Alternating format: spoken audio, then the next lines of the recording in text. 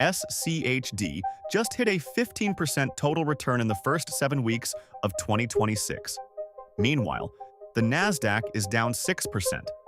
If you own SCHD right now, congratulations. You're watching the so-called boring ETF absolutely embarrass the growth stocks that made fun of it for 3 straight years. But here's the thing nobody's talking about.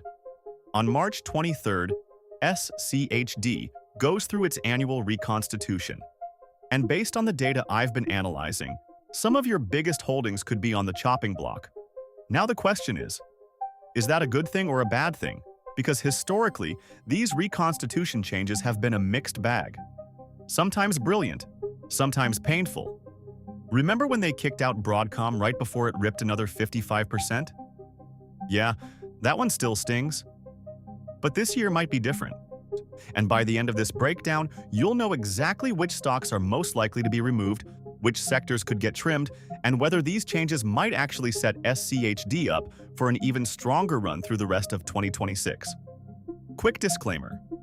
I'm not a financial advisor, and this isn't financial advice. Always do your own research before making any investment decisions. So first, let's understand why this even matters.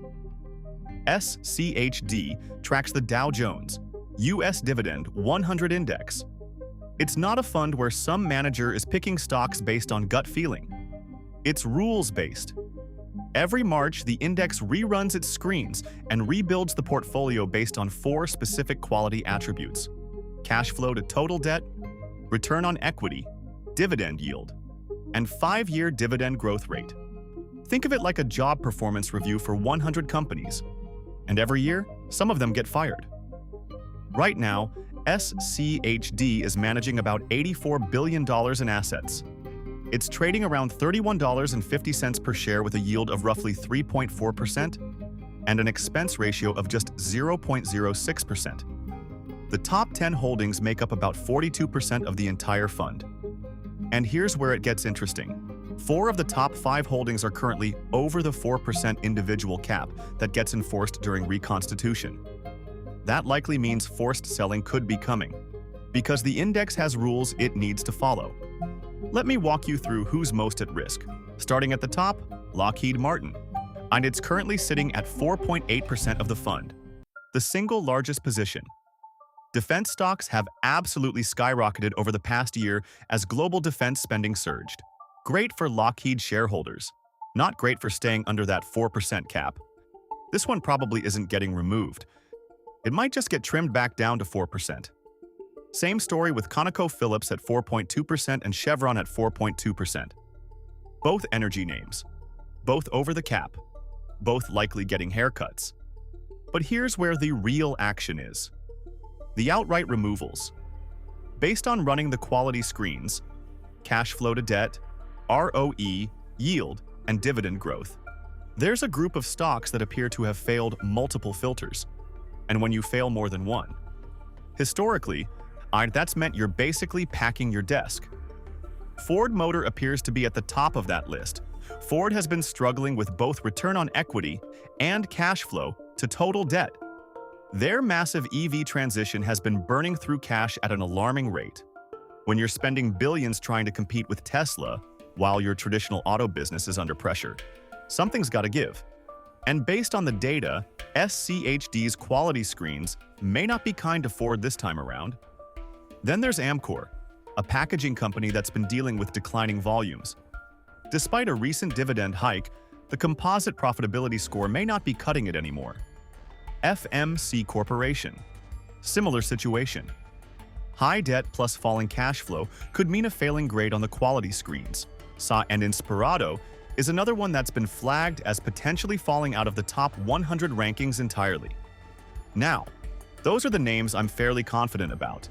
But the borderline cases? That's where it gets really interesting for your investment portfolio. Let me tell you about Harry. Harry has $40,000 in SCHD. It's his largest single holding. And when he looked at the quality data on some of the top positions, he started sweating a little, because some of the names he thought were rock solid might not be. Take Texas Instruments. It's the second largest holding at 4.35%.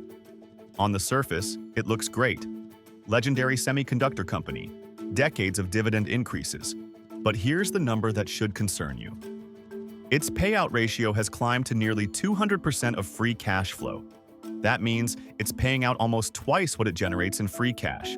Now, that doesn't mean it's cutting the dividend tomorrow. Texas Instruments has enough cash reserves and borrowing capacity to sustain this for a while. But from SCHD's quality score perspective, that's reportedly a multi-year low. It could put it in a risky zone when the screens run. Then there's UPS. Here's one that flew under the radar. UPS recently announced 30,000 job cuts planned for 2026. And when you run the numbers, their projected free cash flow of about $5.3 billion may not fully cover the $5.5 billion dividend obligation. That's a $200 million gap. Not catastrophic, but it's exactly the kind of red flag that SCHD screens are designed to catch. Verizon is another one sitting on the edge. It's the fifth largest holding at 4.25%. SCHD rewards growing dividends, and Verizon's growth rate of around 2% is getting outpaced by faster-growing alternatives that could take its spot. It might survive this year, but it's playing with fire. And Hershey, rising cocoa costs and slowing consumer demand have dragged down its 5-year dividend growth score. Now, not a slam dunk removal, but definitely on the watch list. So here's the big picture. When I look across all 4 quality screens and cross-reference the data, a clear pattern seems to emerge. Energy could be the sector most likely to shrink. Right now, energy makes up about 21% of SCHD. That's the fund's largest sector exposure. And here's the potential problem. Energy stocks have rallied hard in 2026 on Middle East tension speculation, but oil prices haven't followed. In fact, oil has been flat to down while the stocks have surged. That disconnect is concerning because it means yields are dropping. Stocks going up with the same dividend means a lower yield. And lower yield has historically been one of the primary ways a stock gets cycled out of SCHD's index. When you cross-reference the quality screens with the over 4% cap situation and the declining yields in energy, Chevron, ConocoPhillips, and several smaller energy names could be looking vulnerable. Not all of them would necessarily get removed outright, but the sector potentially going from 21% down to maybe 15 or 16%? Based on the data, that seems like a real possibility. Now here's the part that might surprise you. This could actually be bullish for SCHD. But before I explain why, let's talk about how this process has played out historically, because the pattern is revealing. In March 2023, the big changes were reducing tech and financials while increasing healthcare and energy. What happened next? Tech and financials crushed energy and healthcare over the following year, and the AI boom was just taking off, and SCHD had just reduced its exposure to the companies benefiting most. Then, in 2024, they reduced tech again, specifically dropping that massive Broadcom position in favor of financials and energy. Broadcom then ripped another 55%. You can see why SCHD investors have developed trust issues with this process. In 2025, the big addition was energy, and the big subtraction was financials. For a while, that looked like another mistake as energy stocks dipped and financials surged. But then things flipped. Energy stocks caught a tailwind from geopolitical tensions, and suddenly the Reconstitution looked smart, at least temporarily. So here's the track record. It's messy. Some years the changes look genius in hindsight. Other years they look terrible. But zoom out far enough and the system works. And 2026 might be the year that proves it. So why could this year's changes actually be bullish? Think about what's happening in the broader market right now. We're living through what analysts are calling the Great Rotation.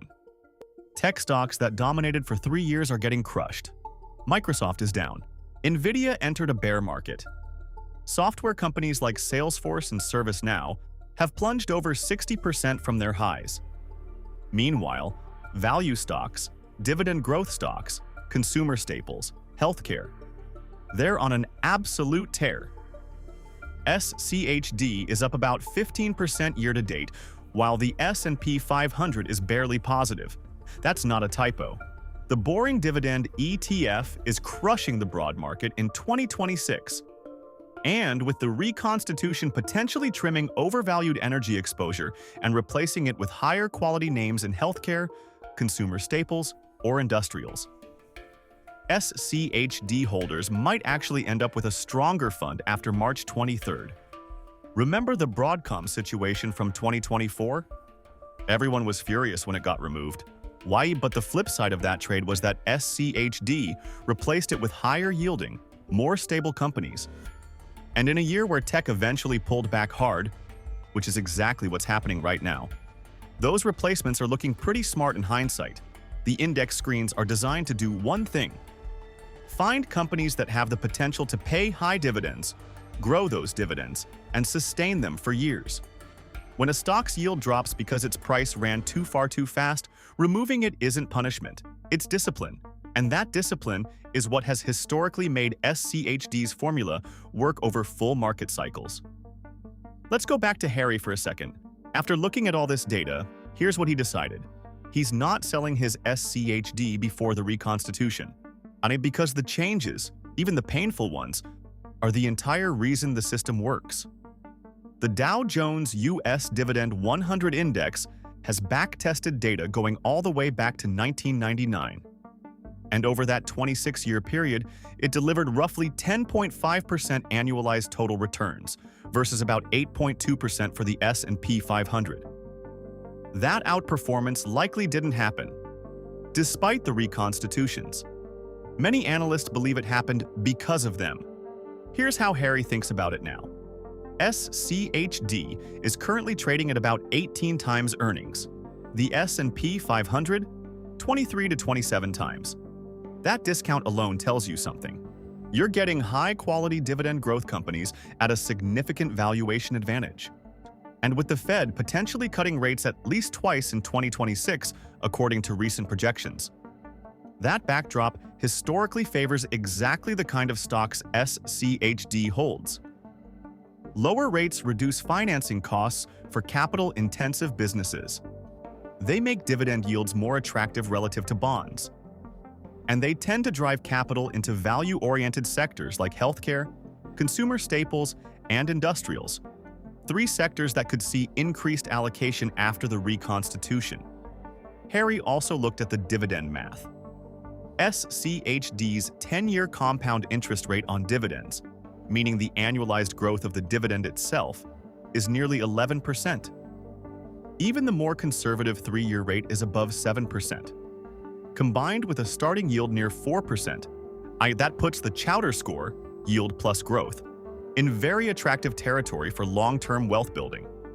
The projected March 2026 dividend is approximately 28 cents per share, signaling continued growth momentum despite the upcoming portfolio changes. Every March, the index typically cycles out companies that no longer meet the quality bar. It tends to replace them with companies that do. And over time, that creates a compounding machine of high-quality, high-yielding, dividend-growing businesses. The short-term disruption, a Broadcom getting removed, energy getting trimmed, that's the cost of admission. The long-term result has historically been a fund that tended to deliver alpha precisely when growth stocks stumble. And right now, growth stocks are stumbling hard. So here's what you need to know heading into March 23rd. Lockheed Martin, ConocoPhillips, and Chevron are likely getting trimmed toward 4% based on current weights. That seems highly probable. Ford, Amcor, FMC, and Inspirato appear to be the highest probability full removals based on potentially failing multiple quality screens. Texas Instruments, UPS, Verizon, and Hershey are the borderline names to watch closely. Energy as a sector could shrink from 21% to something more moderate, and the broader market rotation into value and dividends means SCHD may be entering this reconstitution from a position of strength for the first time in years.